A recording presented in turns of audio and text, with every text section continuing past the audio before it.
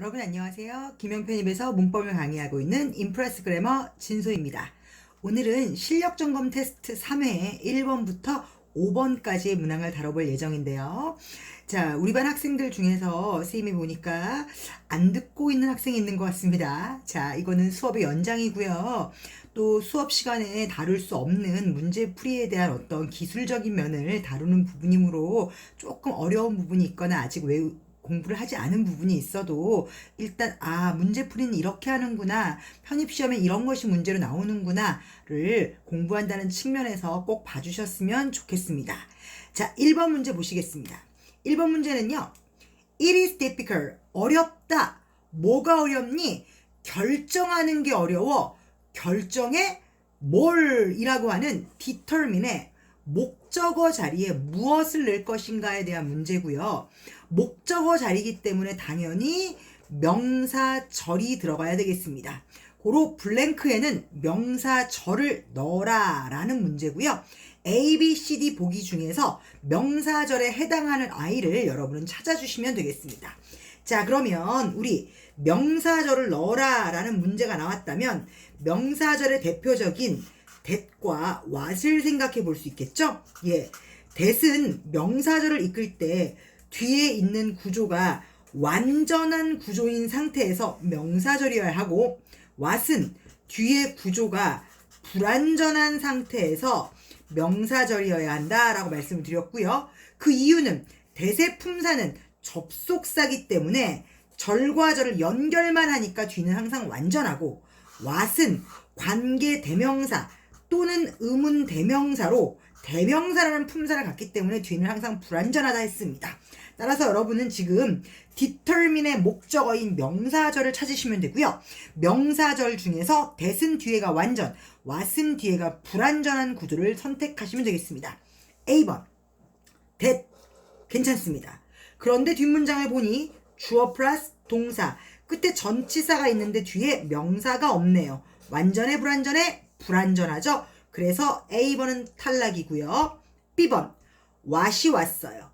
what은 뒤에 주어 동사의 절, 간접 의문문의 어순을 갖는 주어 동사의 행태를 가져야 하는데, 지금 문형을 보니 does라는 조동사, 그리고 the center of the earth라는 주어, 다시 동사 원형이 뜨는, 즉 조동사 뒤에 주어 다음에 동사 원형이 뜨는 do you like와 같은 어떤 어순? 직접 의문문의 어순을 갖죠? 요런 어순은 여러분 문장의 하나의 절로 들어갈 수가 없습니다. 저희는 의문사 뒤에 주어 플러스 동사라는 간접 의문문의 어순을 쓰는 형태를 선택하셔야 하기 때문에 B번은 what 뒤에 불완전한 것은 좋지만 어순이 잘못되었고요. C번은 what 뒤에 주어, 동사의 어순도 적합하고요. 오브가 전치사인데 뒤에 명사가 없으니까 불완전도 적합합니다. 고로 정답은 C번이 되겠습니다. 자, D번의 오브 위치는 전치사 플러스 관계대명사고요. 뒷문장은 완전한 구조를 갖는 구조적인 면에서는 좋지만 전치사 플러스 관계대명사가 이끄는 절은 형용사절이죠. 왜? 관계사절은 무슨 절? 형용사절이니까요. 고로 앞에 명사가 와서 명사를 수식하는 구조일 때 쓰이는 것이죠. 저희는 지금 명사를 수식하는 형용사절을 찾는 게 아니라 명사절을 찾고 있기 때문에 정답은 C번이 되겠습니다. 이해 가셨나요? 예. 다음 문제 보시겠습니다. 자, 2번 문제입니다. 2번 문제는요, 5월 뒤에 누가 올까를 물어본 문제고요. 영어에서 and나 but, 5월 뒤에 누가 올까를 물어보는 문제는 병치 문제라고 해서 앞에 있는 어떤 요소와 연결될 수 있을지를 찾아보는 것이죠. 자, 그렇다면 지금 내용을 보시면 인터넷은 도와준다. 누구를? 아이들을. 어떤 아이들? 이런 아이들. 어떤 아이들이냐면 정통교육으로부터 고립된, 뭐 때문에요? 거리나 장애라는 이유로 정통교육으로부터 고립된 아이들을 도와줄 수 있고요. 또한 인터넷은요, 뭐야? can benefit. 그렇죠? 뭐 해줄 수 있다? 혜택을 줄 수 있다. 누구에게? 아이들에게요. 어떤 아이들? 부모에 의해서 이미 집에서 공부한 아이들이요. 따라서 or 뒤에는 help와 연결될 수 있는 애가 들어가야 되고요. 조동사 can 뒤에 help가 동사 원형이므로 or 뒤에 동사 원형인 benefit을 써서 A번을 넣으면 예쁘게 or이 help라는 동사 원형과 benefit을 병치하는 문제로 풀어나갈 수 있겠습니다. 정답은 A번이고요. 자, 이 문제에서 잠시 설명을 좀 드려보겠습니다. 우리가 and나 but, or과 같은 등위 접속사가 나오면 등위 접속사를 기준으로 앞에 있는 요소와 뒤에 있는 요소를 맞춰라, 병치해라, 문법적으로 병치해라라는 얘기를 합니다. 병치라고 하는 것은 A라는 요소와 B라는 요소가 평행, 즉 문법적으로 나란히 같은 구조를 취해라 라는 뜻인데요. 왜 이런 것이 나오게 되냐면 여러분 독해를 위해서도 여러분 좀 알아두셨으면 좋겠는데, 자, 원래는요 I love apples, 내가 사과를 좋아해. 그리고 and I love oranges, 내가 oranges를 좋아해 라고 해서 and라는 단어가 절과 절을 연결했었어요 원래는. 그런데 and나 but이나 or의 특성은 and 앞의 요소와 and 뒤의 요소 중에 겹치는 애가 있으면 걔를 생략, 중복된 애가 있으면 생략을 하죠. 그러면 and 뒤에 봤더니 I라는 애가 중복되고 있고 love도 중복이 돼요. 따라서 여러분 중복되는 요소를 빼고 나머지만 쓰게 되면 I love apples and oranges 라는 문장을 만들게 되고, 우리는 이 문장을 보고 and라는 단어가 apples라는 명사와 orange라는 명사를 뭐한다? 병치한다 라고 얘기를 합니다. 이게 병치예요 여러분. 자, 그렇다면 여러분 만약에 조금 어려운 문제가 나왔을 때도 오렌지라는 명사는 왜 오렌지가 오게 됐느냐를 생각하면 이 앞에 I love가 있었구나를 여러분 유추할 수 있죠. 그러면 나는 좋아해 뭘? 오렌지를 하고 당연히 목적어가 와야 되는 자리니까 명사 자리다 라고 여러분이 쉽게 추측을 할 수 있습니다. 따라서 병치 문제는 여러분이 한 번의 문장이 안 풀릴 때는 앞에 어떤 요소가 있었는지를 한번 생각해 보시면 좋을 것 같아요. 그러면 지금도 본문으로 올라갔더니 요 베네핏이 답이 오게 된 이유는 요 앞에 사실은 더 인터넷 can이라는 단어가 있었다가 똑같기 때문에 중복돼서 생략이 된 거죠. 그럼 해석을 해보면 인터넷은 이러이러이러한 아이들을 도와줄 수 있다. 또한 인터넷은 can benefit, 이득을 줄 수 있다. 누구에게? 아이들에게. 라고 해서 앞에 더 인터넷 can이 있다가 요 어구가 생략되고 뒤에 동사 원형인 benefit이 온 구조다 라고 보시면 좋을 것 같습니다. 자, 이러한 병치는요, 지금은 굉장히 이번 문제는 난이도가 낮은 아주 쉬운 병치 문제지만 실질적으로 이 병치 문제는 문법 문제에서도 굉장히 중요하고요. 여러분이 독해나 논리 문제를 풀 때 정확한 해석을 위해서 매우 중요합니다. 특히 and나 but이나 or이 여러 개 나올 때 굉장히 힘들고요. or 뒤에 어떤 요소가 병치될지, and 뒤에 어떤 요소가 병치될지 못 잡는 경우가 상당히 많습니다. 그래서 기본 원리가 원래 똑같은 구조에서 중복된 애를 생략하고 남긴 게 병치다라는 어떤 기본 구조를 여러분이 조금 이해하시면 추후에 어려운 문제가 나왔을 때도 조금 쉽게 접근할 수 있을 것 같습니다. 자, 요 2번 문제와 관련된 파트는 필수문에서 이제 마지막 부분에 배우게 될 건데, 그래도 이제 중간중간 나올 때마다 제가 설명을 드릴 테니까 조금 안 들어본 개념이라도 이런 게 있구나, 이런 거를 등위 접속사라고 하는구나, 이런 걸 병치라고 하는구나 라고 기억해 주시면 좋을 것 같습니다. 다음 문제 보시겠습니다. 자, 3번 문제는요, 레저가 주어고 promote가 동사고요, health, efficiency and happiness가 목적어로서 이미 주어, 동사, 목적어라는 문장 구조가 완성이 되어 있고요. 그 앞에 뭐가 올래를 물어보는 문제고, 역시 편입에서 자주 물어보는 유형이죠. 즉 주어가 있고 동사가 있고 목적어가 이미 완성된 절 앞에 뭐가 올래를 물어보고 있고요. 요 자리에는 당연히 영어에서 부사적인 요소가 들어갈 수 있습니다. 그렇다면 요 부사적인 요소에 들어갈 수 있는 애는 대표적으로 뭐가 있을까요? 예, 부사 절이 있겠죠. 또 부사절을 축약해서 만든 당연히 분사 구문이 들어갈 수 있겠죠. 따라서 주어 동사 목적어 완전한 문장 앞에는 부사절이 들어가거나 분사 구문이 들어갈 수 있습니다. 그런데 여러분이 부사절이 들어갈 때는 부사절이란 접속사 플러스 주어 플러스 동사의 형태로 생긴 거기 때문에 접속사가 제대로 된 접속사가 들어갔는지 내용상, 그리고 주어를 쓰고 그 다음에 동사를 쓸 때는 항상 동사의 마무리 수와 시제와 태를 확인하셔서 요거를 잡아주시면 되고요.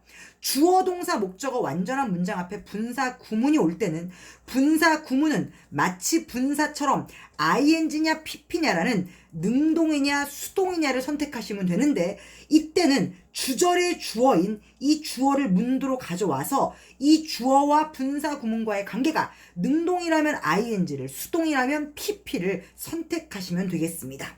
자, 조금 더 자세히 이 문장을 조금 더 관찰해 보도록 하겠습니다. 자, 보세요. If it is used wisely, leisure, promote, health, 빠빠빠빠가 있었어요. 그러면 레저가 주어에 promote가 동사고 뒤에 이하가 목적어인데, 주어 동사 목적어 완전한 문장 앞에 지금처럼 접속사 플러스 주어 플러스 동사가 올 수 있죠. 접속사 쓰고요, 주어 쓰고요, 동사를 쓴 이런 형태를 우리는 뭐라 그래? 부사절이라고요. 또 동사를 쓸 때 제일 중요한 건 수와 시제와 태를 맞춰야 되는데, 요 이시 가리키는 말이 레저인데, 레저는 wisely하게 현명하게 사용이 되는 거므로 태도 수동태, 시제도 현재 시제래, 그 다음에 수일치까지도 완벽한 모양을 써야 되겠죠. 그러면 주어 동사 목적어 완전한 문장 앞에 뭐가 올래? 물어보면 일단 1번 이런 정답, 접속사 주어 플러스 동사가 당연히 답이 될 수 있고요. 그 다음에 두 번째는요, 접속사 플러스 주어 플러스 동사를 우리는 분사 구문이라는 걸로 축약을 합니다. 절을 구로 축약을 하는 거죠. 절을 구로 축약을 하기 위해서는 일단 접속사를 생략을 하고요. 그 다음에 요 주어가 주절의 주어랑 같으니까 알 수 있죠? 그래서 역시 생략을 합니다. 그리고 이제 동사를 비교해서 동사를 밑으로 내려오는데, 절 속엔 반드시 동사가 필요하지만 우리가 절을 분사 구문으로 바꾸는 거기 때문에 동사를 분사 구문으로 바꾸는 거니까 is used가 아닌 분사 구문의 형태인 being used를 쓰게 되고요.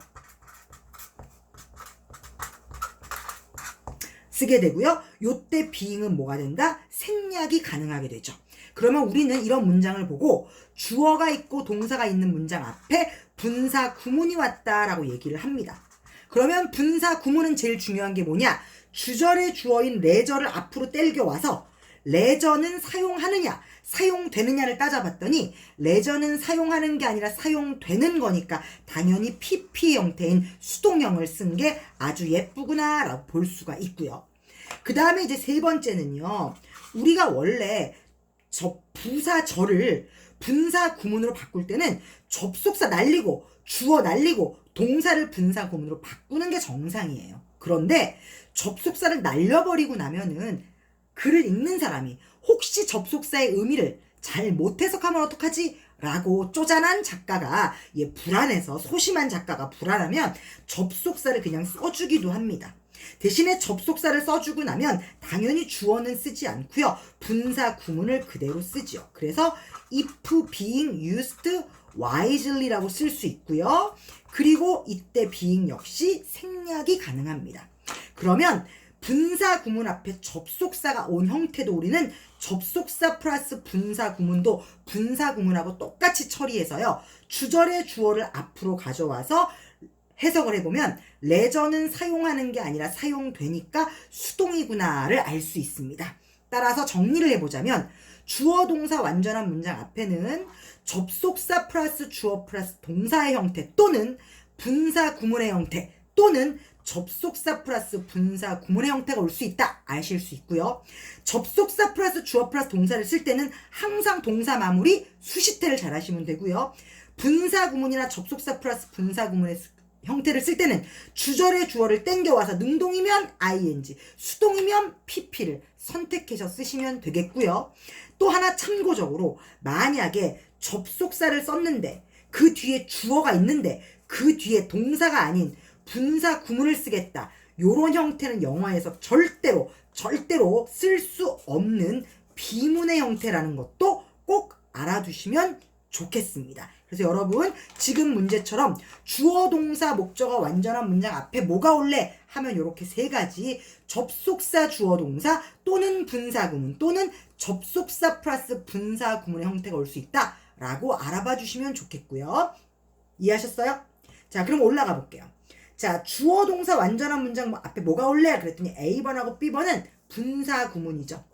분사 구문을 쓸 땐 주절의 주어인 레저를 앞으로 끌고 와서 능동이냐 수동이냐를 따지는데 레저를 앞으로 끌고 오면 레저는요 wisely하게 현명하게 사용되는 거기 때문에 수동이 필요하죠. 따라서 using it이 아니라 수동형인 used.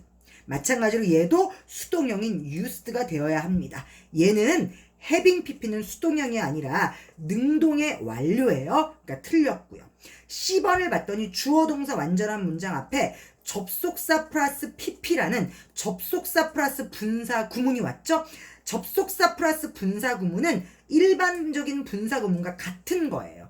그러면 여러분은 이 접속사를 손으로 가리고 주절의 주어를 앞으로 땡겨와서 레저가 사용하니 사용되니 해석을 했더니 능동이 아니라 수동이니까 pp 예쁘네 하고 C번을 선택하시면 되죠.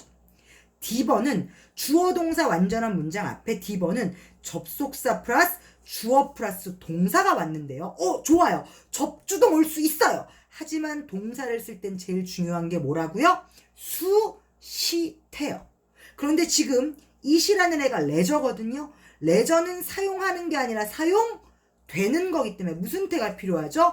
수동태가 필요하기 때문에 will be used 또는 is used로 수동태를 맞춰준 것이 정답이 되겠습니다. 고로 지금 3번 문제의 정답은 C번이고요. 지금 3번 문제 역시 편입에서 매우 중요한 주어 동사 목적어의 완전한 문장 앞에 누가 올 것이냐를 물어보고 있고요. 완전한 문장 앞에 올 수 있는 건 뭐라고요? 부사절 또는 분사 구문 또는 접속사 플러스 분사 구문이다. 그런데 부사절을 쓸 때는 항상 절이기 때문에 절 속엔 주어 동사가 있고 동사 마무리 수시태를 잘해라.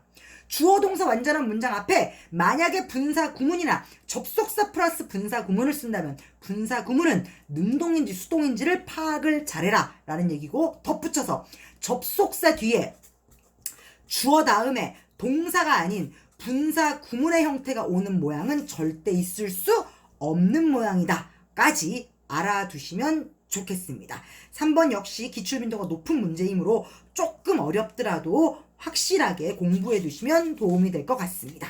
자, 4번 문제 보시겠습니다.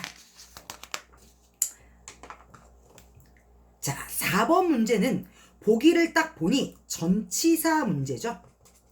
영어에서 제가 다른 파트만큼은 얘들아 원리를 중심으로 이해하고 그 원리를 응용하고 확장할 수 있게 공부를 해라 라고 얘기를 하고 암기를 조금 배제합니다. 하지만 전치사 파트와 동사 파트만큼은 많이 외우면 외울수록 좋다, 다다익선이다 라고 얘기를 하죠. 동사도 여러분 동사의 어형을 제가 동사 파트를 길게 수업한 이유는 동사 자체가 시험에 너무 많이 나와서라기보다는 동사의 기본 어형을 알고 있으면 여러분이 동사에서도 또는 독해에서도 문법 문제에서도 훨씬 활용도가 높기 때문에 알려드리는 거고요. 다른 파트와는 좀 다르게 접근을 하십시오. 전치사와 동사는 많이 외우십시오. 외우는 사람이 승자입니다. 그리고 전치사는 특히 수거를 이루기 때문에 여러분이 알고 계셔야 해석을 편리하게 하실 수 있습니다. 자, 4번 문제 그러면 바로 전치사로 접근을 한번 해보겠습니다. 수거를 알아야 가능하겠죠? 예, 영어에 for the sake of라는 수거가 있습니다. 영어에서 for the sake of 명사 하게 되면 뜻이 명사를 위하여 또는 명사 때문에 라고 번역을 하고요. 이때 이 of 플러스 명사는 소유격이기 때문에 얘를 for, once, 소유격 플러스 명사로도 또 같이 쓸 수 있죠. 그래서 for my sake 라고 얘기를 하면 나를 위하여, 나 때문에 라고 번역을 할 수 있습니다. 그러면 지금 문장은요, for the sake of clarity 하면 뭐죠? 분명함을 위하여, 분명함 때문에, 명료성 때문에, 명료하게 하기 위하여 라고 번역을 할 수 있고요. 전체 문장을 봤더니 그는 피했죠? 전문적인 용어를요. 그는 피했죠? 기술적인 용어를요. 왜? 명료하게 하기 위해서, 뭔가 간결하고 분명하게 하기 위해서 라는 해석을 할 수 있겠습니다. 따라서 4번은 간단한 문제지만 우리가 문법 문제를 하면서 많이 다루지 않다 보니 실제 시험장에서는 전치사 빈도가 꽤 있음에도 불구하고 학생들이 많이 놓쳐서요. 예, 문제를 한번 드려보았습니다. 5번 문제 보시겠습니다. 자, 5번 문제는 또 보기를 보아하니 little, many, much, few. 이거 뭐에 대한 문제죠? 예, 수량 형용사 관련 문제구나 라고 보기를 보는 순간 여러분 아실 수 있고요. 수량 형용사란 무엇이냐 하면 영어는 명사가 셀 수 있는 명사와 셀 수 없는 명사로 영어의 명사는 분류가 되는데요. 영어에서 셀 수 있다 없다는 여러분의 머리로 생각한다기보다는 문장에 주어진 보기를 통해서 문제를 푸는데요. 자, 셀 수 있는 명사는 셀 수 있기 때문에 명사에 s가 붙을 수 있어요. 그리고 셀 수 없는 명사는 셀 수 없기 때문에 s가 절대 붙지 않습니다. 이런 셀 수 있는 명사 앞에는요, 영어에서 수를 나타내는 형용사가 붙고요. 셀 수 없는 명사 앞에는 양을 나타내는 형용사가 붙어요. 즉, 셀 수 있는 명사 앞에는 man이나 a few 또는 few가 붙죠. 거꾸로 말하면 man이나 a few나 few가 오게 되면 뒤에 있는 명사 끝에는 꼭 s가 붙어 있어야 되고요. 셀 수 없는 명사 앞에는 much나 a little이 오게 되는데 거꾸로 말하면 much나 a little이 오면 뒤에 있는 명사에는 s를 절대 붙이면 안 됩니다.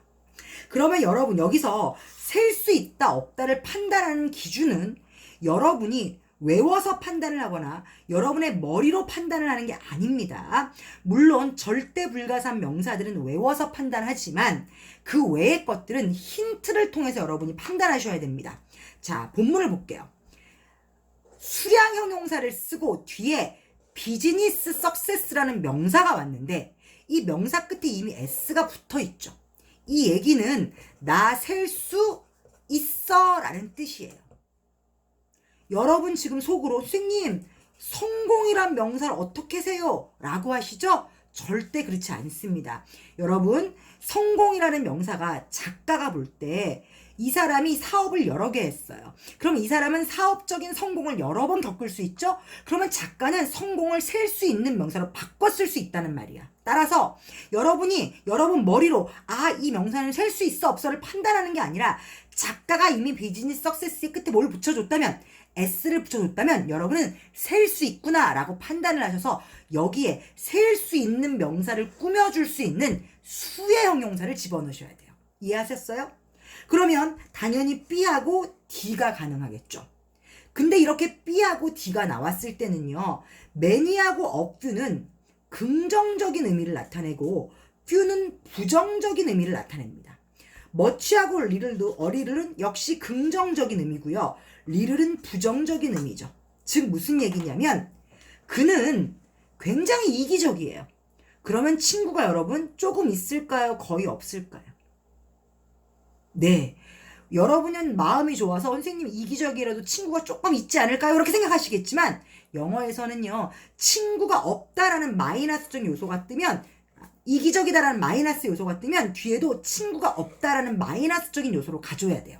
따라서 many와 a few는 긍정적인 어떤 어감을 가질 때 쓰시는 거고 few는 부정적인 문맥을 줄 때 쓰는 단어입니다. 그러면 여러분 지금 B번과 D번 긍정이냐 부정이냐를 물어보기 위해서 등장한 보기가 등장했으므로 여러분은 해석을 하셔야겠죠? 그랬더니 The promise of the field, 그 분야의 전망, 그리고 the brilliant people who work in it. 그 분야에서 일하는 똑똑한 사람들에도 불구하고예요. 그러면 굉장히 전망도 좋고요. 그렇죠? 사람들도 똑똑해. 그럼에도 불구하고 그랬거든요. 아니, 좋음에도 불구하고 그랬어요. 그러면 긍정적인 요소에도 불구하고 그랬으니까 여기에는 마이너스적인 요소가 와야 되겠죠? 따라서 이 블랭크에는요, 긍정적인 요소가 아니라 부정적인 문맥을 이끌어줄 수 있는 D번이 답이 되겠습니다. 그럼 해석을 해봤더니 그 분야의 전망도 밝고 일하는 사람들도 똑똑해. 그럼에도 불구하고 바이오미메틱스가 어땠대요? 사업적인 성공을 거두지 못했다라고 들어가야 되겠죠? 그래서 정답은 D번이 되겠습니다. 자, 오늘 1번부터 5번까지 문제들은요, 2회가 조금 어려워서 제가 조금 쉽게 준비를 해봤습니다. 쉽지만 편입시험에서 아주 자주 나오는 문제들만 구성했으니까 여러분이 다시 한번 복습하시면서 이런 문제들이 나오는구나 라고, 물론 복습을 공부처럼 열심히 하실 필요는 없고요. 가볍게 들어보시면 좋을 것 같습니다. 자, 그럼 우리 다음 시간 6번 문제부터 만나요, 여러분. 안녕.